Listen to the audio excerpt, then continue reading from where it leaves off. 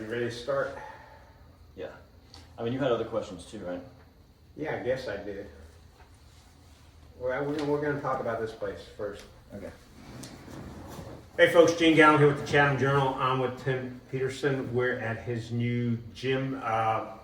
He's no longer in Chatham County, which is unfortunate because I started off with Tim. He had a health challenge, and one of the things I liked about it, there was a CrossFit gym over in Northeast Chatham, and I dropped from 216 pounds to 190. So I was real proud of myself and proud of what I was able to do at Tim's gym. And then unfortunately I had to close down and found a new location. I took a break and now I'm back with Tim because this new place is open here in Carrboro. We're going to talk about that. And I found in taking that year-long break that I've regressed, so I need to get back to where I was and actually get better. So I want to get better for my annual checkup. My last checkup last year went well. I've got my annual checkup coming up in a couple of days. Got my blood test results back and those look good as well. So, all right. You were doing CrossFit over in Northeast Chatham, and now you've got a new gym here in Carrboro. Tell us how this. You're no longer doing CrossFit. So why don't you tell us a little bit about longevity? And that's the longevity hub. No vowels in it. Just we couldn't afford the vowels. Wheel of Fortune, they cost too much money, so it's just lvty. Yeah, so it's been quite a journey. It's been a lifetime getting to this point, and CrossFit did change my life at one point. It was amazing, and it's functional fitness, and there's CrossFit, that methodology. The methodology is something that they can't affiliate. It's out there, and Greg Glassman, who created it, was a genius at the time and created something that was a fad, which is okay. It gets people excited about it. And what's happened over time is the corporation, they sold it. It's up for sale now. There's all these rumors about what's going to happen with it, and some of the values of CrossFit, or the perceived values of it, are damaging to overall fitness. So a lot of people were threatened by the CrossFit gym, and I have people that were personal training that came in with a challenge, not knowing that we were CrossFit, and they got there and like, oh, if I had known you were CrossFit, I never would have come. And I kept taking that information. I did, when I closed the gym, it was traumatic. It was, I didn't want to do it, but it just financially made sense, and there were just a lot of things happening. And it broke my heart that people like you, who were so committed to it, had to kind of scramble for a year. And I did what I could. We were doing backyard work. Well, we did yard workouts. I did. Tim was finding all these different places from people who had been ward members that we used to work at. Yeah, we had, and it was fun. We had some great, and then it became 20 degrees, and it was not fun anymore. So, and I've already lost my train of thought. I need more creatine to keep my focus. We're going to talk about supplements later. Yeah, awesome. But so in that time though, I did a lot of polling. I did a lot of travel. I went to gyms across the country and really started taking a little bit here, a little bit there, seeing what the big guys like Dave Asprey has a company called the Human Upgrade Lab, and actually a lot of the stuff that he's doing in his lab is what we're doing here at Longevity. So it's taking to a different level. I don't know if I don't know if I'm going farther than you wanted me to go in this. No, one. Actually you are, but that's okay. How did you come up with the name Longevity? So that was, that took a year as well. I'd already started it. In fact, right there on the desk, there's the Longevity Health and Fitness Expo that I did a couple years ago, and it was a similar logo. I used the whole word though, and that was available online, Longevity Health and Fitness. And in doing what we're doing, and my background, I've got all his books here. Dave Asprey is a biohacker, and what's biohacking? It's looking at science. It's looking at all those things out there and creating a better human experience. So it's not just doing sauna, but it's doing sauna with glutathione, which is an antioxidant, and doing it with niacin, which helps open up the blood. So there's all these things that you do and stack these things together that give you a better experience, and ideally give you a better experience of being a human, and not going into the medical system that we have, but keeping yourself in a good state of health and being able to optimize how we feel and what we're able to do. So we were talking about this earlier, the fact that one of the things I like is, yeah, you have all these drug options, but you're saying, no, you know what, there's natural ways that we can all get better, healthier, better, without having to depend on drugs. Now, we are going to talk about supplements, there's a difference there, but so you're going for the longevity from, hey, here's what you need to do as a regular human, both from exercise perspective and eating properly. Yeah, so I heard a really good analysis of this the other day on a podcast, and it was a doctor who had gotten out of the system, and this is him speaking from his experience as a doctor in that system, saying that if you have a medical emergency, we by far are the best place that you want to have something like that happen.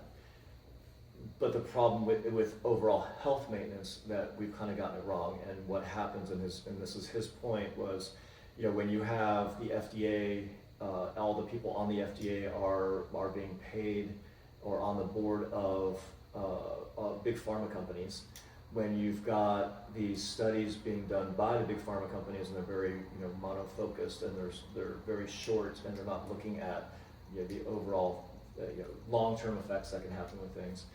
The system is broken, and it's gone off track. It's become an economic system, not a medical system or a health system. And that was a very good analogy, and it made a lot of sense. And I think most of us can understand that. Yeah, I mean, that when you start looking at that, all the people on the FDA are on the boards of big pharma. Like, isn't that a little conflict of interest? And so my goal is to be able to do these natural things. Like, you listen to Peter Attia, and you listen to Peter Attia is the longevity doctor. He is out there. He's a doctor. You can Google him and find Google these guys. They've got amazing. They're on every podcast. I mean, I obviously am algorithmed out to hear all this stuff, and I think, oh, everybody knows this. And then you talk to someone else, and like, well, I get cat videos. I do dog videos. I do. All right. Let's not get off on animals. We're not talking about animals. We're talking about humans. Yes, exactly. So I mean, I see it all the time, and I think everybody must know this, but it isn't always common knowledge. And so where longevity came from was, biohacking sounds a little extreme. People don't understand it. Hacking doesn't have a good connotation. And so the idea was to use a term that everyone understood.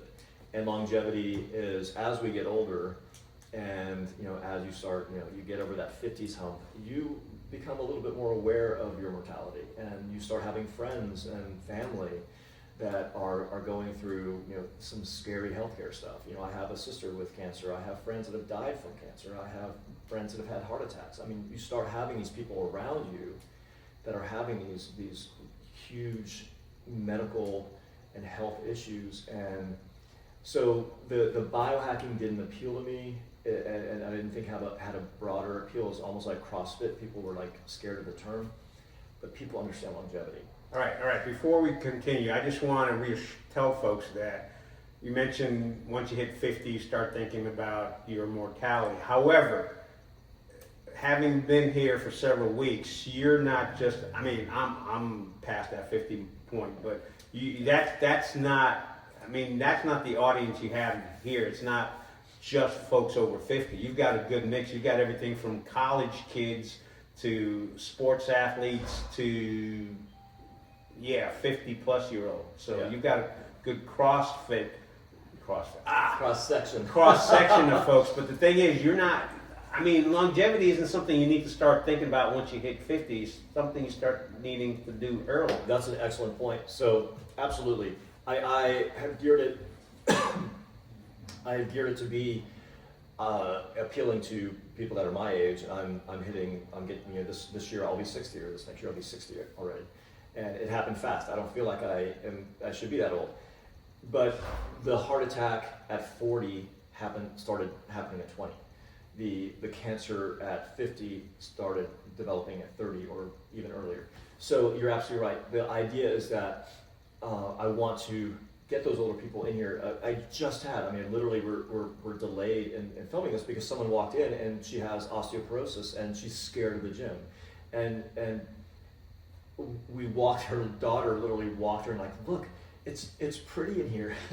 It smells good in here. It doesn't look like a regular gym. Yeah, they stayed away from me. They stayed away from both of us because we both just worked out this morning and I'm still catching my breath. So the idea that, our age and older can come in here, but then we're also helping that younger crowd build those habits so they don't have the issues that could plague us if we don't change this course of where we're going. Well, I was going to say one of the things that also has helped me, and even though I broke the habit of coming into the gym for a year, I didn't break the habit of eating properly. And that's one of the things you and I have talked about. We have a video out there.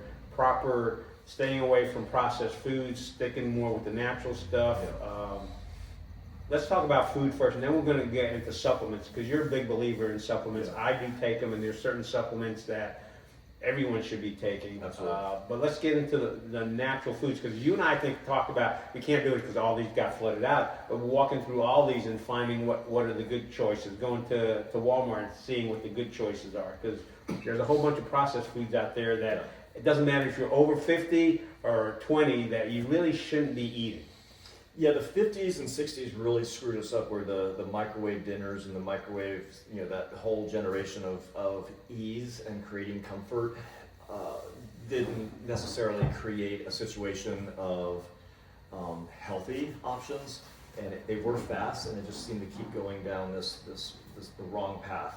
And so there are so many chemicals in there, and again, that's where the studies show, like eating this, that doesn't create any problem. Well, you did an 8-week study. This needs to be a 30-year study, and now we're seeing 30 years later there are people having this issue, like glyphosate, which is Roundup. Glyphosate was actually originally created as an antibiotic. So as we're taking this in and it's on our food, we're taking an antibiotic all the time, and so it's devastating to our body over these long periods of time. And we're going to start seeing, we're going now into the third generation of people having this in our bodies and in our society, in nature. And I mean, it's literally raining glyphosate because it goes up into the moisture of the air as it's drawn up, and then it's coming back down in the rain. It's becoming part of our DNA. I mean, it's bad. And so when you go through a store, it becomes, at first it's hard, but then it becomes very easy because there's aisles. I don't go down the cereal aisle. There's nothing down the cereal aisle. There's nothing that you should be having for breakfast or feeding your kid or having as a snack down that aisle. It's hard, but it also becomes easier. Well, I found some people may not want to hear this, but I find that I just have reframed some of those foods and just think of it, hey, this is poison. Exactly. It just makes it easier to stay away from it. And there are more alternatives out there that it's the kind of stuff that my mom used to make, that the home cooking, like you said, it wasn't prepackaged, pre-processed, loads of salt in it, and it's kind of like going back to the stuff your mom used to make. Yeah, and it doesn't have to be as hard as we try to make it. You don't have to have a Food and Wine magazine going through 25 steps to get to one part of the recipe. There's easy ways of creating delicious foods. Spices are important, and spices are good for you. There's a lot of turmeric and ginger and pepper, and putting all these things together have amazing benefits. They're finding saffron, which is a very expensive spice, has amazing health benefits. It's unbelievable. So we're finding that not only is healthy cooking the way to go, but the spices that we're putting on our food are incredible for us. Turmeric, whatever you want to call it, curcumin. It has amazing anti-inflammatory. Yeah. So where there was it was a boiling water with turmeric and ginger.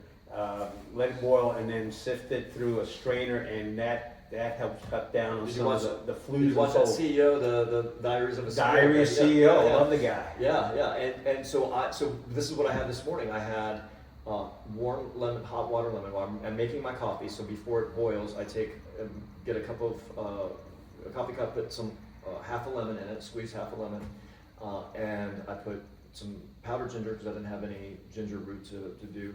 Cinnamon, Ceylon cinnamon, Yeah. 100% organic. Got this huge bag of it. I ordered it on Amazon, and it was like this massive thing. I'm like, okay, everyone gets cinnamon. You get cinnamon. You get cinnamon. Everyone gets some cinnamon. Thank you, Oprah. And cloves. Cloves are a huge benefit to our body. So I put some clove, the whole clove in there, and that was what I sip on in the morning, and some salt, some mineral salt. And then I do because it's Now when you say salt, you don't mean table salt. I'm not the umbrella one, the Yeah. girl with the umbrella and the Morton salt. Not that. That's horrible. It's got poisons in it. We want to go with a natural mineral salt. You can see where it's mined. You want to even the Himalayan, the pink Himalayan salt.